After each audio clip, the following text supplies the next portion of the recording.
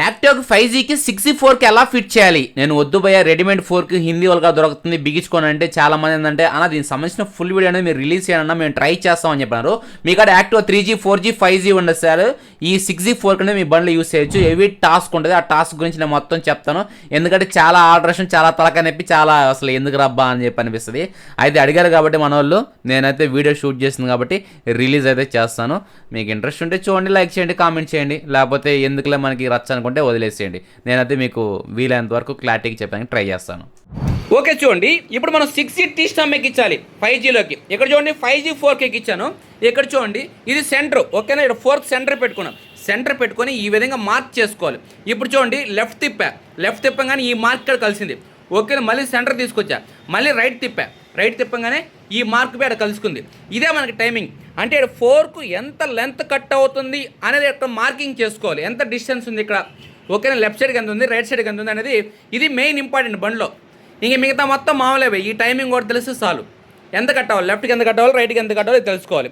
Okay, ఇప్పుడు ఈ 6G tea స్టమ్ ఎక్కించాలి బండిలో. ఇది ఎక్కించే ముందర దీంట్లో ఒక చిన్న ఆల్టరేషన్ చేస్తే సరిపోద్ది. ఏంది ఆల్టరేషన్? నేను మార్క్ చేస్తాను, మార్క్ చేసి మీకు చూపిస్తాను.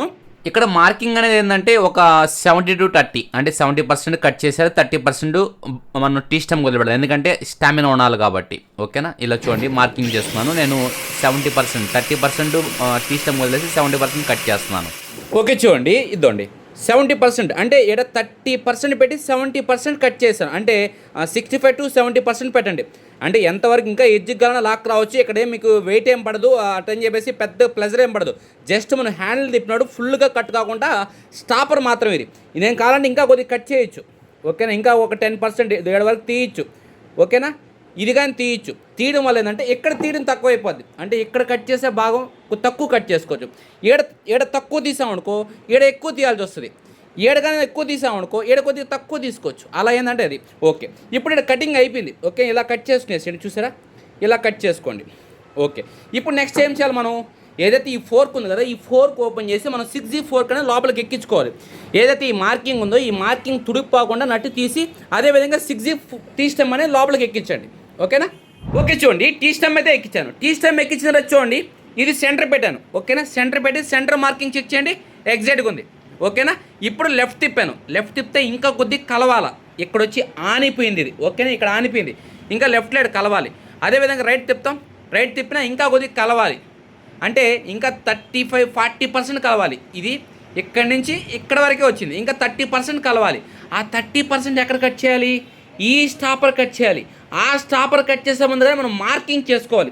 ఇది ఎగ్జాక్ట్గా పోయి ఇలా ఆంతుంది. ఓకేనా, ఫోర్క్ మనం ఇంకా టైట్ చేయలేదు ఇక్కడ. ఓకే, లూజ్ ఉంది, ఇది ఇలా ఆంతుంది. చూసారా ఎగ్జాక్ట్గా ఎంత పర్ఫెక్ట్ కట్ చేశాను. ఓకే, ఇప్పుడు ఈ మార్కింగ్ కరెక్ట్గా ఆనాలంటే మనం ఇక్కడ దీంట్లో కట్ చేయాలి. దానికోసంగా ఇక్కడ ఎంత కట్ చేయాలని మార్కింగ్ చేసుకోవాలి కదా, అదిగా నేను మీకు చూపిస్తాను. ఇప్పుడు ఈ నట్టు కొద్దిగా లూజ్ చేద్దాం. ఓకే, మీరు చూడండి టీ స్టమ్ అనేది ఈ విధంగా కిందకి తిరిగాడుగా దింపుకోవాలి. ఓకే, ఇప్పుడు చూడండి ఇక్కడ మిడిల్. ఓకేనా, ఇందాక మనకి ఎలా ఉందో టైమింగ్ అలాగే ఉంది. ఇప్పుడు ఫోర్కు లెఫ్ట్లో తిప్పాం. లెఫ్ట్లో తిప్పి ఇక్కడ మార్క్ చేసుకోవాలి ఎగ్జాక్ట్గా. అక్కడ మార్కింగ్ చేసాను చూసారా. ఓకే, ఏరో మార్క్ చేసిన కాడ మార్కింగ్ చేస్తా చూసారా, అలా మార్క్ చేసుకోవాలి. అదేవిధంగా ఇటుపక్క చూడండి. ఓకేనా, ఇది ఇక్కడ మార్కింగ్ ఉంచారా ఏరో మార్క్ కాడ, అదే మార్కింగ్ ఇక్కడ చూడండి ఎగ్జాక్ట్గా కలిసింది. ఓకే, అదేవిధంగా ఇటుపక్క పెట్టుకుంటే ఇప్పుడు 7 కలిసింది. ఓకే, సరిపోయింది. ఇప్పుడు ఈ ఎక్స్ట్రా బిట్ ఏదో సైడ్ బిట్లు ఉన్నాయి ఇవి కట్ చేసేయాలి. అవి కానీ కట్ చేసి మీకు చూపిస్తాను. ఓకేనా, ఓకే బై చూడండి టీ స్టమ్ కట్ చేసాం కదా, అదేవిధంగా ఇక్కడ బాడీ కానీ కట్ చేసాను. ఓకే, ఇదే మిగిలింది. ఇక్కడ సైడ్లో కానీ కొద్దిగా కట్ చేయించాను. ఓకేనా, ఇది ఈ సైడ్లో ఎందుకంటే ఇక్కడ తగులుతుంది. ఓకేనా, ఈ బేస్కి తగులుతుంది ఇక్కడ, అందుకని కట్ చేయించాను. ఓకే, ఇప్పుడు ఈ బండికి టీ స్టమ్ ఎక్కించి మీకు ఎగ్జాక్ట్గా ఇందాక కలిసినట్టుగా అంటే మనకి పాత ఫోర్క్ మీద కలిసినట్టుగా ఈ టీ స్టమ్ కలుస్తున్నదని మీకు చూపిస్తాను. ఓకే, ఓకే బై చూడండి టోటల్గా ఫోర్క్ అనేది బిగించాం. ఓకేనా, ఇది మిడిల్. ఓకేనా, సెంటర్ ఇది సెంటర్ చూడండి ఎగ్జాక్ట్ పాయింట్ ఆడిందా. అదేవిధంగా లెఫ్ట్ తిప్పితే ఎగ్జాక్ట్గా ఆనింది. ఇక్కడ కానీ ఎగ్జాక్ట్గా సీటింగ్ అయింది. అదేవిధంగా రైట్ చూసారా, రైట్కి కానీ కరెక్ట్గా వచ్చింది. Middle okay, left right. Okay, ఇక్కడ కానీ కరెక్ట్గా రెండు కరెక్ట్గా ఆనింది. ఓకేనా, మనకి మెయిన్ ఈ టైమింగ్ ఒక పాయింట్ అటు ఇటు అయినా నో ప్రాబ్లం. ఇదేమో ప్రమాదం జరిగిపోదు. జస్ట్ ఏంటంటే మనం హ్యాండిల్ తిప్పినప్పుడు ఇంత లెవెల్కి ఆగాలి అని అంతే. అంతేగాని ఎగ్జాక్ట్గా దాని స్కేల్ చూసి కొలత పెట్టుకోవాలి, ఒక పాయింట్ కానీ ఎక్కువ బాగూడదు తక్కువ బాగూడదు అంటే ఏం లేదు. దీని మీద కానీ ఎలాంటి వెయిట్ కానీ ఏం పడదు, జస్ట్ మనం హ్యాండిల్ తిప్పినప్పుడు ఇంత పొజిషన్కి వచ్చి ఆగాలి అంతే. దాని మీద బరువు పట్టడం కానీ ఏం ఉండదు, దాని గురించి ఏం బేడపడలేదు. ఇది ఎగ్జాక్ట్ టైమింగ్ అయితే ఇలా పెట్టుకోవాలి. ఇంకా మనం దీనికి సంబంధించిన స్పేర్ పార్ట్స్ కానీ చూసాం, దీనికి సంబంధించిన టైమింగ్ కానీ చూసాం. ఇక్కడ నుంచి ఎవరైనా బిగిచ్చేస్తారు, దాని గురించి మీకు చూపించే టైం వేస్ట్ చేయకూడదు. మీరు ఫైనల్ అవుట్పుట్ అయితే చూడండి. అయితే ఇక్కడ ఇంకో విషయం కానీ గుర్తుపెట్టుకోండి భయ్య మా మెకానిక్ ఇంత చేయలేడు, ఇంత రిస్క్ ఫేస్ చేయలేడు, ఈ కట్ చేసి ఇవన్నీ మా చేయలేడు అనుకుంటే దీన్ని ఇలా తిప్పండి భయ్య. ఇక్కడ స్టాపర్ అంతది కదా, అంటే మార్కింగ్ చేసుకుంటారు కదా, ఇక్కడ ఒక ముక్క పెట్టండి. ఇక్కడ ముక్క పెట్టి బాడీకి వెల్డింగ్ చేయించండి. అదేవిధంగా అటుపక్క తిప్పండి, ఈడ ఒక ముక్క పెట్టండి. అంటే ఎగ్జాక్ట్గా తిప్పి ఈడొక మీకు చూపిస్తాం మళ్ళీ అట్టనే చెప్పే ఉంటారు. ఈడ ఒక ముక్క పెట్టండి, ఓకేనా? ఈడ కానీ వెల్డింగ్ చేయించండి అంతే.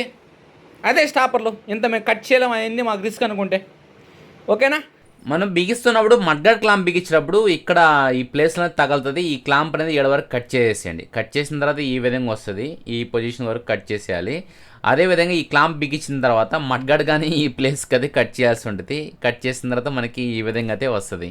అక్కడ పైన మడ్గార్డ్ కట్ చేసిన తర్వాత బిగించిన తర్వాత ఇక్కడ కానీ క్లాంప్ తగులుతుంది, ఇక్కడ కానీ కట్ చేసుకోవాల్సి ఉంటుంది, ఓకేనా? చాలా టాస్క్ ఉంటుంది. ఇదే మీకు చెప్పింది నేను ఫస్ట్లో, చాలా రిస్క్ ఉంటుంది అని చెప్పేసి ఈ విధంగా తగలనికుండా కట్ చేసుకోవాలి, ఓకేనా? ఇక్కడ చూసారా చాలా కటింగ్. ఇవన్నీ పెయింటింగ్ ముందు జరిగిపోవాలి. మనం పెయింటింగ్ తర్వాత చేస్తాం, పెయింటింగ్ చేసే ముందే ఇవన్నీ జరిగిపోవాలి.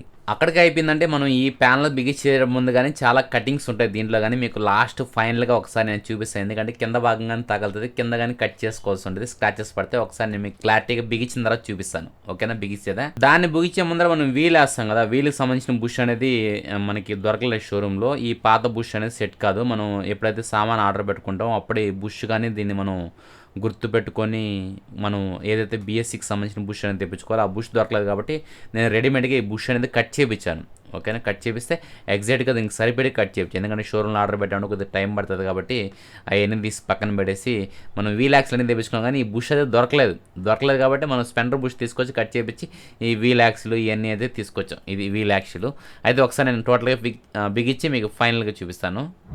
ఇందాక మనం లోపల టీ స్టమ్ బాడీ కట్ చేస్తాం కదా, ఆడగానే ఎక్కువ కట్ చేస్తే ఇక్కడ మడ్గార్డ్ తగులుతుంది, ఈ స్పేస్ తగ్గిపోద్ది. అందుకని ఎగ్జాక్ట్గా మనం ఆ టైమింగ్ చూసుకొని పర్ఫెక్ట్గా కట్ చేసుకోవాలి, ఓకేనా? లోపల టీ స్టమ్. ఇప్పుడు ఈ ప్యానల్స్ బిగించా కదా, వీటిలో మనలేదంటే మనం ఏదైతే ఈ ముందర మడ్గాడు ఈ ఫోర్క్ ఇవన్నీ బిగించంగానే ఇక్కడ గీతలు పట్టడం స్టార్ట్ అవుద్ది భయ్య, ఓకేనా? ఇక్కడ ఏం చేయాలి మనం, ఏదైతే ఈ సైడ్ చూసారా, ఈ సైడ్ 3/4 ఇంచు వరకు కట్ చేసేయాలి. షేప్ చూసారు, నేను కట్ చేశాను. ఇక్కడ 3/4 ఇంచు లేపేసా. ఇలా నేరుగా ఇలా లేపుకుంటా ఎంతవరకు వీలేదో అంతవరకు కిందకి దోపిడమే. ఇటు పక్కన అంతే, అదేవిధంగా ఇట్లా తిప్పితే ఇక్కడ గోక్కోకుండా ఉంటుంది, ఓకేనా? నెక్స్ట్ మడ్గాడ్ కానీ కట్ చేయాలి. లోపల మడ్గాడ్ చూసారా, మడ్గాడ్ కానీ కట్ చేస్తున్నాను. మడ్గాడ్ ఎందుకు కట్ చేస్తానంటే ఏదైతే ఈ ప్లాస్టిక్ దుని చూసారా, ఈ ప్లాస్టిక్ది ఇటు తిప్పినప్పుడు ఆ ప్లాస్టిక్ పోయి లోపల తగలుతుంది దీనికి. అందుకని ఏంటంటే ఇక్కడ షేప్ తీశాను, ఓకేనా? ఇక్కడ షేపు, దీనికి షేపు. నెక్స్ట్ ఇక్కడ కానీ చూసుకుంటే ఫైన్ ఫిట్టింగ్, ఓకేనా? ఫైన్ ఫిట్టింగ్ అని ఇక్కడ పైన క్లాంప్ సీడింగ్ టైం క్లాంప్ వస్తుంది. దాదాపు ఆడ మీకు ఇందాక చూపించాను అనుకుంటాను, ఓకేనా? ఆ విధంగా కట్ చేసుకోవాలి, ఓకే? అలా కట్ చేసుకుంటే ఫైనల్గా మనకి ఫోర్క్ ఫిట్టింగ్ అనేది ఈ విధంగా అయితే వస్తుంది, పర్ఫెక్ట్గా అవుతుంది. అంత బేసింగ్ ఉంది. దీన్ని కట్ చేయాలి, దాన్ని కట్ చేయాలి, మడ్గాడ్ కట్ చేయాలి, ఇవన్నీ కట్ చేయాలి. పెయింట్ మడ్ అయితే ముందుగానే ఫోర్క్ వన్ టైం ఎక్కించి మొత్తం లెవెల్ చేసుకుని తర్వాత పెయింట్ కూడా పంపించుకోండి. లేదు నార్మల్ మడ్ అనుకుంటే ఇదే విధంగా కట్ చేసేయచ్చు, ఓకే? అదేవిధంగా ఈ ఆన్ కాస్టింగ్ ఎక్కించిన తర్వాత కానీ ఈ ఆన్ కాస్టింగ్ అది పొడుగు ఉంటుంది, కింద ఒక హాఫ్ ఇంచ్ అయితే కట్ చేయాలి. 1/2 ఇంచ్ కానీ 3/4 ఇంచ్ కానీ ఎక్కువ కట్ చేసినా ఏం ప్రాబ్లం లేదు. ఇక్కడ మనం ఎంతైతే కట్ చేసామో ఈ సైడ్లో అదే లెంత్ ఏడుగానే కట్ చేయాలి, అది మడ్గాడ తగులుతుంది. ఇన్ని ఆల్ట్రేషన్ మధ్యలో మనం యాక్టివ్ 64 అయితే ఎక్కించుకోవచ్చు, ఓకే? టోటల్గా ఫిట్టింగ్ అయితే చూసారు కదా. నేను చెప్పాల్సింది నేను చెప్పాను, చాలా రిస్క్ ఉంటుంది. అయితే చెప్పినంత ఈజీ కదా, రిస్క్ ఉంటుంది. అయితే దీనిలో ఎలాంటి మెటీరియల్ కొనాలి అనేది మీకు డౌట్ వచ్చింది కదా. టీ స్టమ్ కొనండి, 2 లెగ్లు కొనండి, మడ్గాడ్ క్లాంపు మడ్గాడ్ కొనండి, మడ్గాడ్కి బంపర్ కొనండి, వీలాక్స్లు బుష్ కొనండి, అదేవిధంగా డ్రమ్ ప్లేట్ కొనండి. ఇది దీంట్లో కావాల్సిన మెటీరియల్ మనకి అనేది. ఇంకా టోటల్గా దీని గురించి మీకు క్లారిటీగా ఎక్స్ప్లెయిన్ చేశాను. మీకు ఓపిక ఉంది, టైం ఉంది, మేము చేయించుకుంటామంటే చేయించుకోండి.